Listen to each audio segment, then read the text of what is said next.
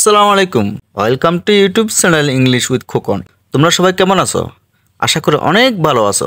Spoken English আজকের ক্লাসে তোমাদের সবাইকে স্বাগতম। তোমরা যারা এই ক্লাসটি করছো তোমাদের সুবিধার্থে বলে রাখছি, আজকে এই ক্লাসটি করলে তোমরা কিভাবে ডু এবং মেকে ব্যবহার করতে পারবে তোমরা সেই সম্পর্কে জানতে পারবে।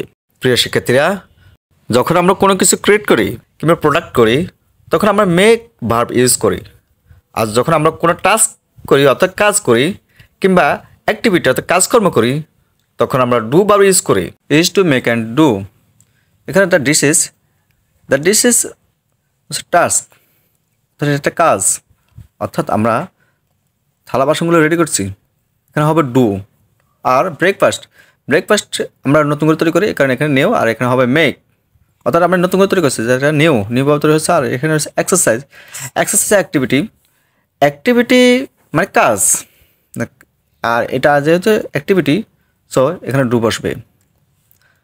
এরপর হচ্ছে এক কাপ অফ টি, এখানে এটা নতুন করে তৈরি করা হয়, চাটা নতুন করে তৈরি করা হয়, যার কারণে এখানে মেক বসবে।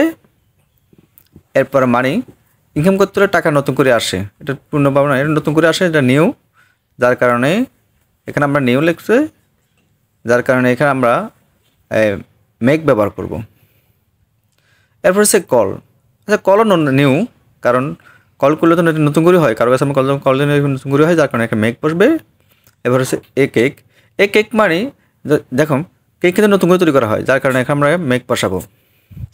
এরপর আমরা জব তো আগের আছে, আমরা একটু জব করি, এটা কাজ, টাস্ক অর্থাৎ অ্যাক্টিভিটি বলতে এখানে কাজ খুব জানার সাথে আমরা কাজ করি, যার কারণে এখানে ডু বসবে, যেহেতু অ্যাক্টিভিটি ডু। এরপর হচ্ছে নয়েজ আমরা নতুন করে তৈরি করি, যেটা নিউ, অর্থাৎ আমরা যখন নয়েজ করি নিউ বা সাউন্ড করি যখন নতুন করে হয়, যার কারণে এখানে মেক বসবে। এখানে আমরা মেক বসাবো, মেক। এরপর আমরা এভাবে আমরা এই নতুন কিছু বোঝাতে মেক এবং পুরনো, অর্থাৎ আমরা যখন কাজ করি বা যখন টাস্ক বা কিংবা অ্যাক্টিভিটি বোঝাই তখন আমরা ডু ব্যবহার করি। ধন্যবাদ সবাইকে।